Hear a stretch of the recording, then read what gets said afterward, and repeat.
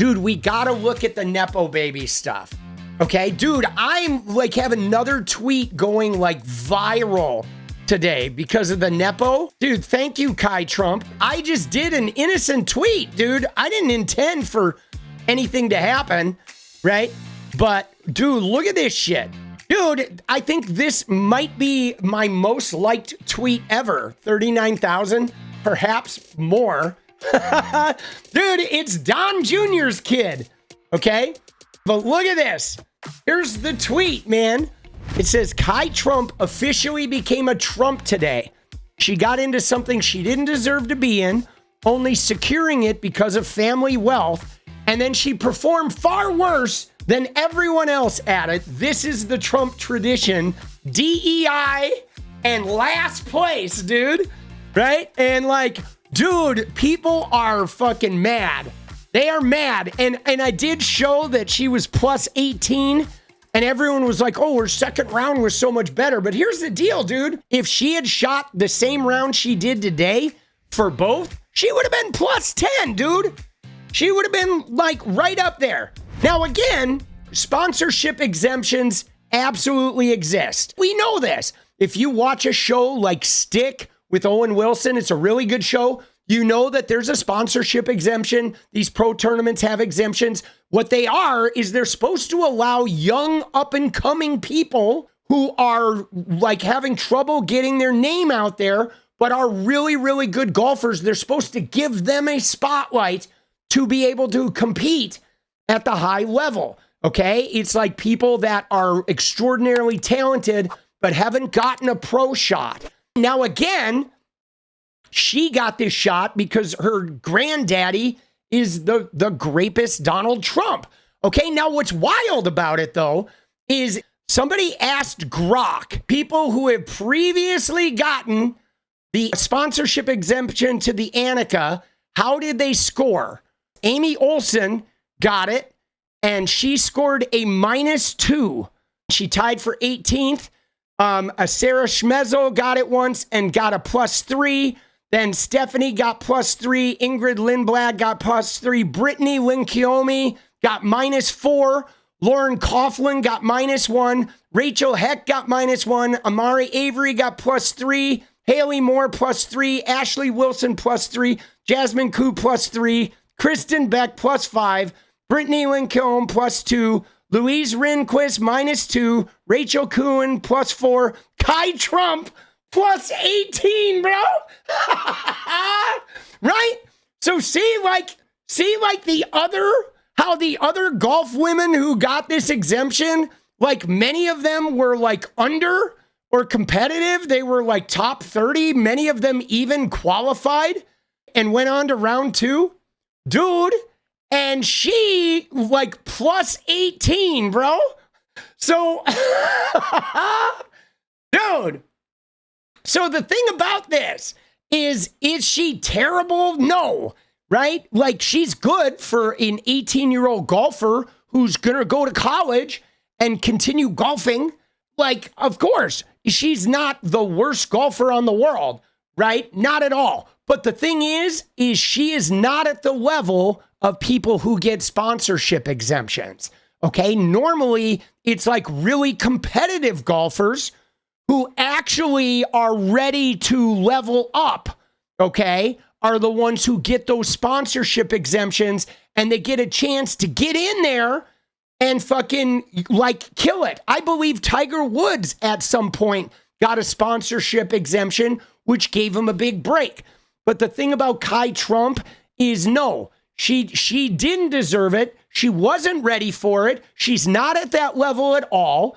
But they gave it to her anyway to like whatever, I don't know, create some positive shit with Trump because Trump is, you know, a pseudo-authoritarian.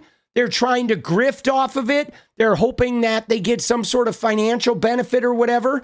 And of course, if you're like a Trump, you get to do that shit. You get to fucking whatever, manipulate the system and get some fucking bullshit advantage you don't deserve. But again, guys, beyond this, I am not opposed to somebody who's not at the top getting a chance to excel, okay? I'm not even opposed to a 400th ranked player occasionally getting into the game in order to like have an opportunity to shine at a high level. I think everybody deserves those opportunities. But what I am opposed to is when the only people who get that are the people who are simultaneously preventing everyone else from having any opportunity. When the people that are given these beneficial experiences of you can be top 400 and you get a shot at the big time are the very people legislating so a bunch of qualified people never get a shot.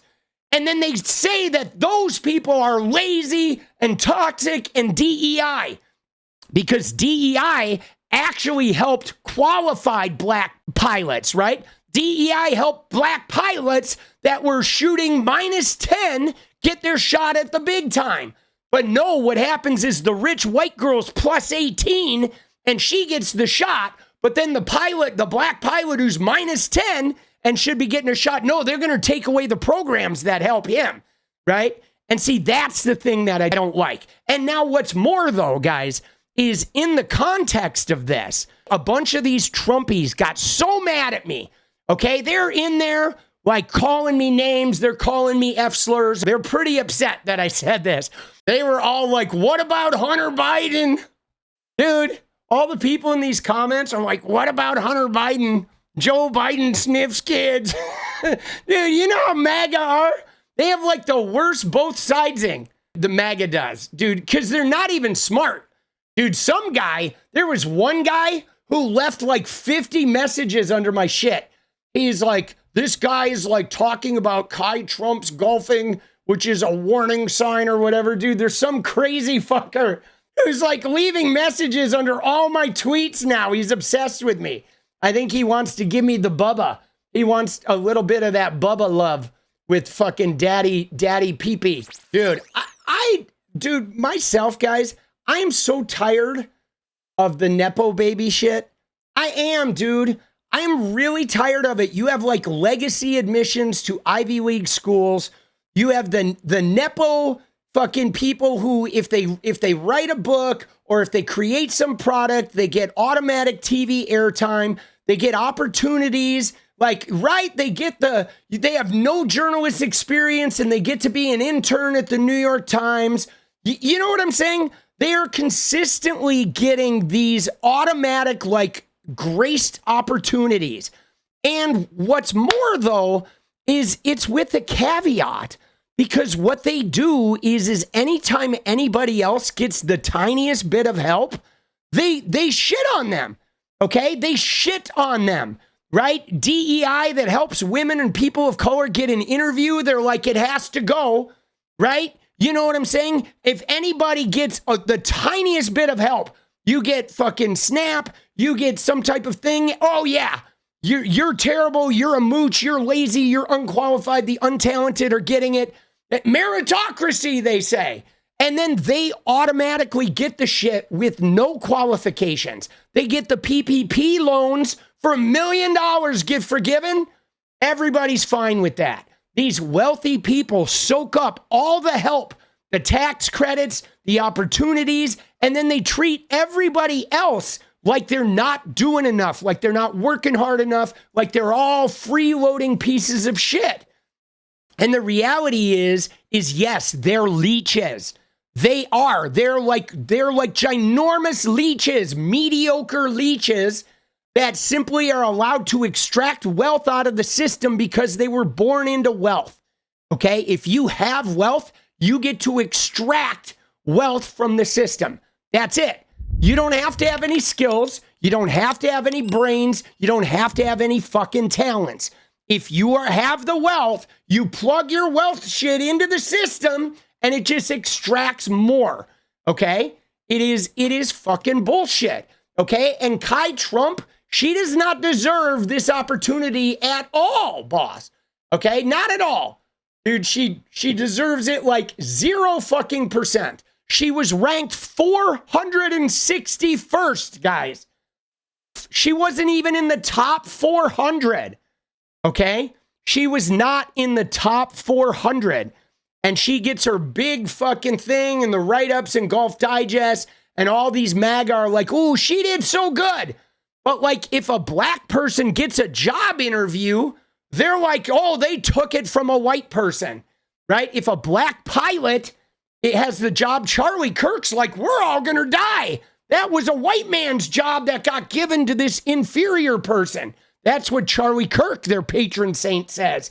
But no, their 461st place golfer gets to fucking go in a tournament and they're like, oh, Trumpy, oh, 𝗙𝗙𝗆𝗍𝗍.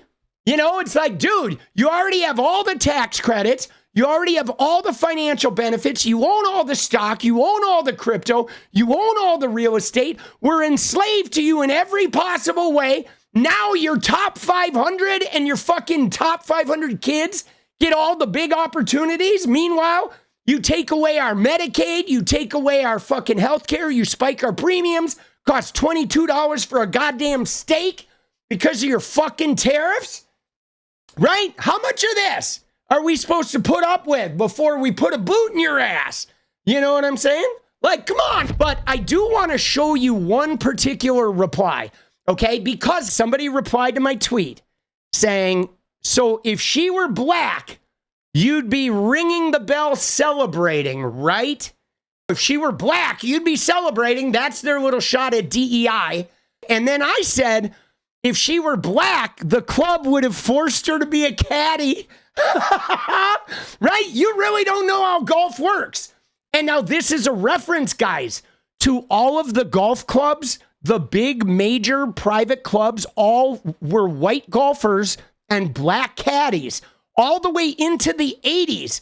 Even in the 80s, the Masters tournament in Augusta, Georgia, the golfers were required to use the black caddies. So it was all white golfers with all black caddies. Now, these golfers will say, well, a whole subculture of really talented black caddies developed. Well, sure, but there could have been really talented black caddies without them being forced to carry clubs. Like, why weren't those talented black caddies allowed to be talented fucking golfers? You know what I mean? I mean, the question begs. But now look at this, because I go in here and I said until the 80s, Augusta and even the Masters tournament there required the use of their all-black caddy system. This was literally the norm for golf courses to be all white players, all black caddies. Okay, golf has had a history of segregation. But look at this, though, because somebody said we don't live in the pre-80s anymore, is what he said. I got a lot of these comments. Dude, it's not the 80s anymore. The 80s are over. That was 40 years ago. But look what I said. I said, so when you say you want to make America great again, when is the again exactly? Do you mean the Clinton 90s? Or do you mean the 80s? And that's the question they don't have the answer for, because we know, dude.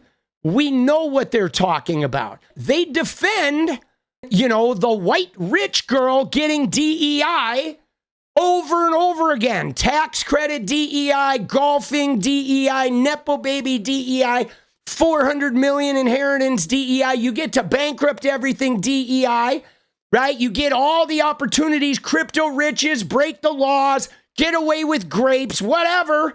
As long as you're white and wealthy, you get all the DEI, you get all the benefits, you get endless chances. And everybody else gets told that you get shit. Everybody else gets told that you're a lazy, freeloading son of a bitch if you even want the tiniest bit of help to not have capitalism like bury you in horse shit and make you drown. And yeah, dude, they can't answer that question. What is up, guys? Thank you so much for watching. You like the video, you want to support independent resistance media, you know what to do. Drop that sub, hit the like button, and please share it. And we do love our members, so if you want to become a member, it's another really great way to support. Thanks again for everything, guys. I'll see you next time. Let's go.